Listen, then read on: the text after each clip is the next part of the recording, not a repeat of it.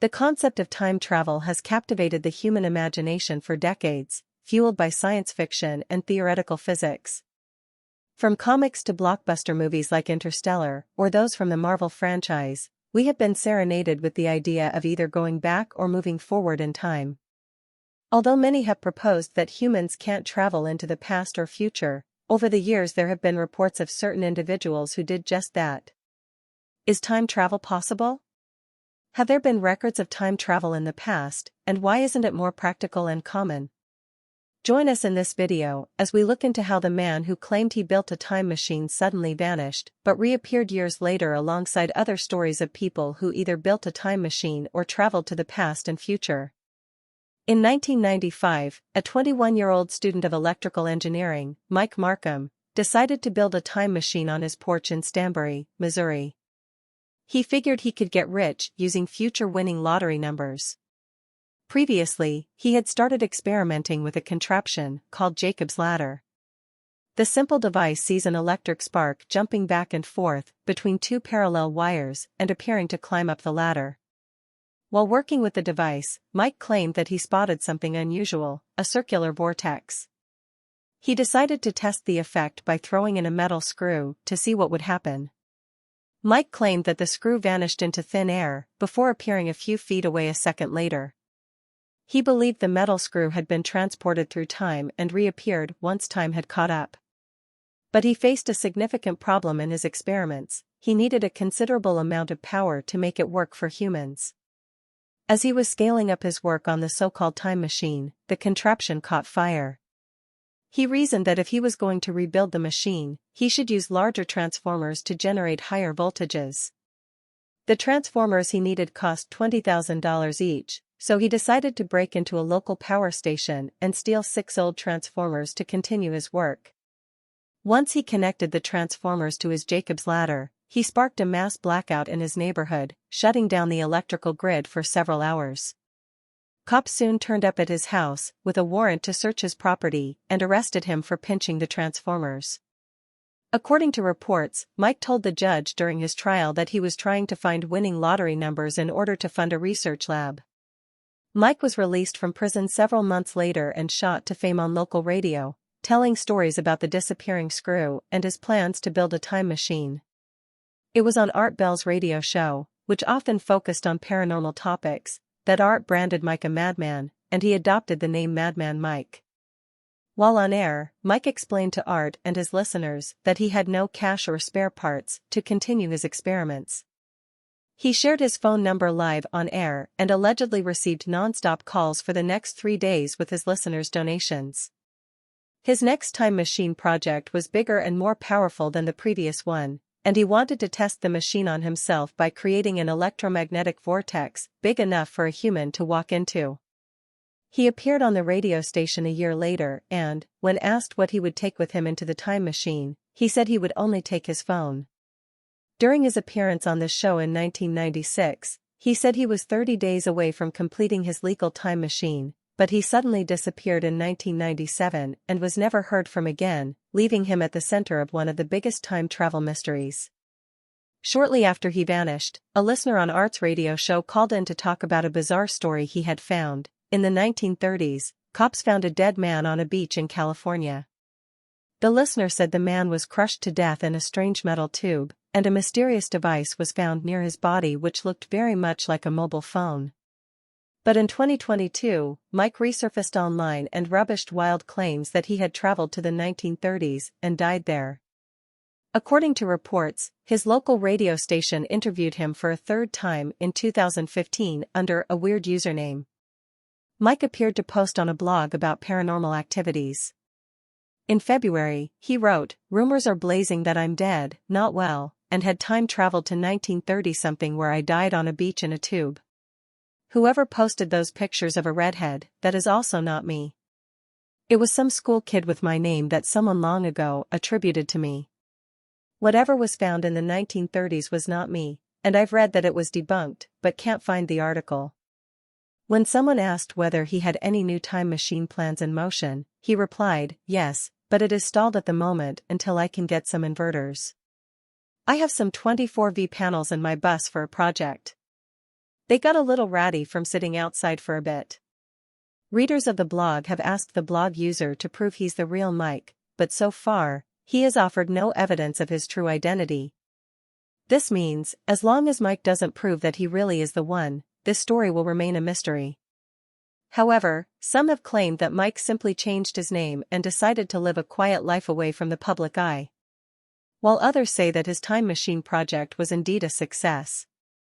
Among most physicists, the idea of traveling through time is met with scorn and mockery.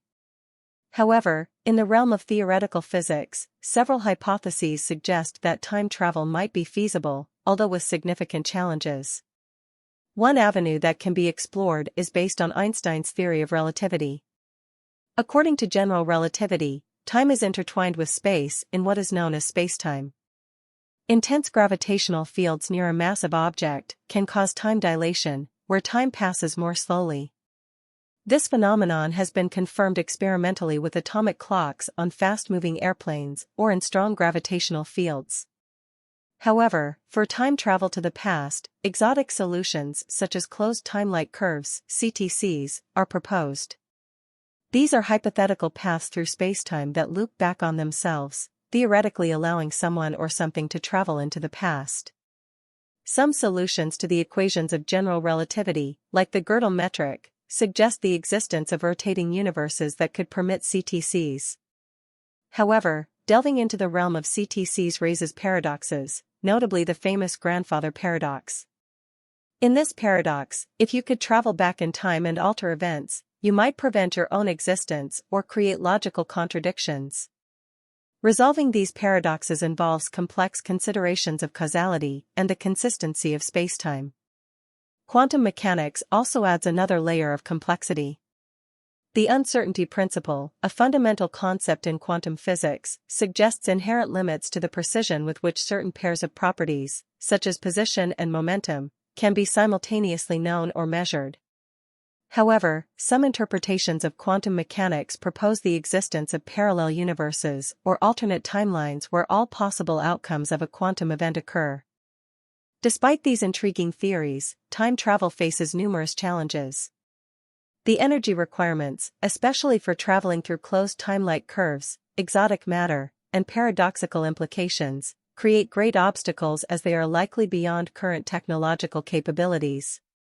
Then there is the issue of dark matter and dark energy.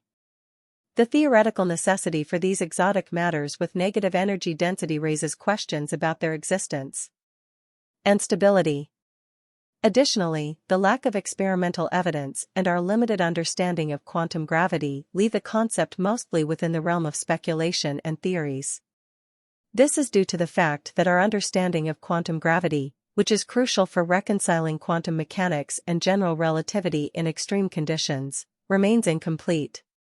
In essence, while theoretical physics allows for the possibility of time travel, including traveling to the past, many theoretical and practical challenges must be addressed.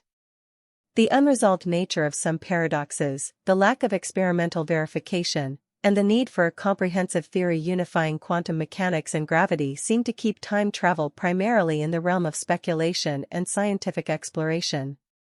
However, there are a couple more stories of times when people claim time travel happened. One such story involves Air Marshal Sir Victor Goddard accidentally entering a parallel universe. In his book Time Travel, A New Perspective, J.H. Brennan shares the accidental time travel story. According to the writer, Air Marshal Sir Victor Goddard flew into a parallel universe by mistake back in 1935. When he was still a wing commander, Goddard was instructed to inspect an inactive airbase located in Drem, near Edinburgh, Scotland. While flying over it, Goddard found the airbase to be in a poor state, with cattle grazing on the wild grass that had now forced its way through the tarmac. It was in complete shambles. Later on, while flying his biplane, he got into a bit of trouble due to harsh weather conditions. To avoid an accident, Goddard decided to fly back to the airbase until the weather cleared out a bit. As he approached the airbase, the torrential rain oddly and abruptly gave way to bright sunshine. If that wasn't odd enough, he also noticed that the airbase was in mint condition and in use. He even spotted mechanics wearing blue overalls working on the yellow planes parked on the runway. The planes weren't the ones in use by the Air Force back then. In fact, Goddard failed to recognize one of them. The scene was funny because instant renovation of the place couldn't have been possible, and more importantly, these guys weren't even wearing the khaki-colored uniforms that were a norm then.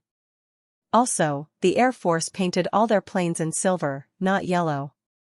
Completely baffled by what he was seeing, Goddard got the shock of his life. For years later, Europe was war-torn, and he happened to visit Drem again, but this time he saw everything he saw 4 years back in 1935, the same people in blue overalls servicing yellow planes. It was a full déjà vu moment. He even found the plane he couldn't recognize before, a Miles Magister. So here's the question, did Sir Goddard fly 4 years into the future? Skeptics say that Goddard might have simply been confused about his location, but that's too simple an explanation for some people, as the chances of an acclaimed officer like Goddard making such an elementary mistake are low. The second story of time travel involves Elsie's drive back into the past. In 1988, Strange Magazine 2 published an article by Ken Mo titled Time Traveler. The article was about the shocking account of a man who went by the name Elsie. In 1969, Elsie and his business associate Bob were driving along Highway 167 towards the oil center city of Lafayette after finishing lunch in the southwest Louisiana town of Abbeville, United States. It was the 20th of October around 1:30 p.m. The day was perfect with a blue sky and a cool breeze.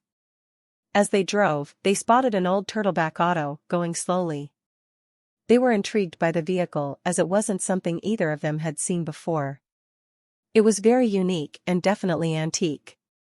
But here's the thing, even though the vehicle looked like a blast from the past, it was in mint condition. Elsie and Bob overtook the vehicle, but not before slowing down right next to it to check it out in detail. The car had a very distinct large, bright orange license plate with the 1940 in clearly printed on it, which was quite odd because antique cars like the one in question weren't allowed to be driven on the road unless it was being used for a ceremonial parade. Things got weirder from there.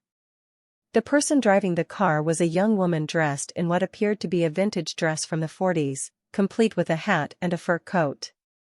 There was also a small child dressed in a heavy coat and a cap. As they pulled up next to the car, the lady started panicking. One could make out her face, going pale with fear. She frantically started looking back and forth, as if she was in the middle of somewhere unknown. She was almost about to cry.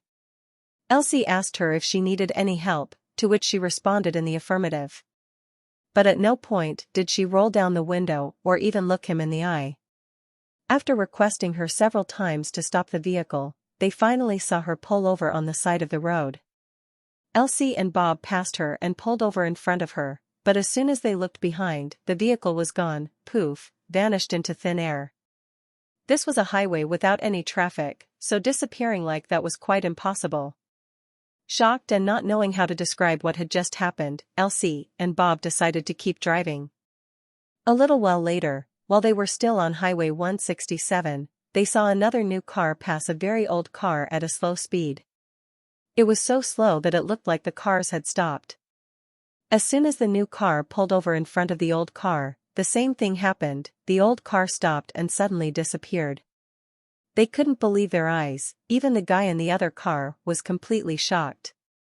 The three started describing what each had seen and walking around the area. The third guy insisted they should be reporting this to the police, as this, according to him, was a missing person case. Elsie and Bob refused, more so because they had no idea where the woman and the child, along with the car, had vanished. The third man couldn't go to the cops without them, everyone would think he was mad. But he exchanged phone numbers and addresses, and kept talking about the incident with them, just to make sure he didn't lose his mind. The question is, was she a time traveler from the past who went forward in time, or was she a person from the past who could never go back, stuck in limbo? The third story is of the news that broke 11 years before it actually happened. This story was a part of the book The Little Giant Book of Eerie Thrills and Unspeakable Chills written by Ron Edwards, C.B. Colby, and John Macklin. According to the authors, in 1932, newspaper reporter J. Bernard Hutton and photographer Joim Brandt were sent to do a feature story on the Hamburg shipyard in Germany. After completing their assignment, just as they were about to leave the premises, they heard the sound of aircraft engines. They looked up and saw the sky full of fighter planes. The anti-aircraft batteries opened fire, and bombs started going off. All of a sudden, the place became a war zone. Things were exploding, buildings were collapsing, and there was death and chaos everywhere. Before rushing out to save their lives, Hutton asked a security guard if there was something they could do to help, but he was asked to leave the area immediately. As the two drove into Hamburg, things changed, the sky cleared up, and everything returned to normal. There was no blood or violence, and the buildings were fine. No one seemed to panic, it was as if nothing had happened. When Hutton and Brandt looked behind them towards the shipyard, they couldn't spot anything wrong with it, no damage, no smoke coming from the buildings. Shocking, the newspaper office obviously did not believe the two men, even the pictures that Brandt had taken during the attack showed everything to be normal. The shipyard looked as good as new. Their colleagues dismissed their claim by deciding that they must have stopped on their way for a drink, and it was the alcohol making them see things. Bernard Hutton then moved to London just before the Second World War began. However, in 1943, what he read in a newspaper one morning almost made his heart stop. It was a story about a successful raid by a Royal Air Force squadron on the Hamburg shipyard. The resemblance was uncanny. This was an exact representation of what he and Brandt witnessed 11 years prior. Lastly, we have the story of the man who traveled back in time to become a Wall Street scam artist. On January 28, 2003, a certain Andrew Carlson was arrested and detained by the police for insider trading on Wall Street. What was his offense? Over a period of 2 weeks in the stock market, Andrew went from having $800 to making, wait for this, $350 million US dollars. It was like whatever he invested in turned into gold, as it was nearly impossible to make the kind of profits he did. He was arrested by the cops on the allegation that he must have had illegal insider information. But when asked why and how he did this, the cops weren't really expecting what Andrew had to say. He claimed to be from the year 2256. Since he was from the future, he knew exactly how the stocks would perform. Obviously, the cops thought this guy was chatting utter rubbish, but get this, soon after he was released on bail, the man disappeared from the face of this earth, and even after repeated attempts, he couldn't be found. Was he telling the truth about being from the future? We don't know, but here's a fun fact: Carlson predicted the exact date of the US invasion of Iraq. Thanks for watching another episode of Mega Entertainment. While you're still here, make sure to click the video on your screen for more mind-blowing videos about Mega Entertainment.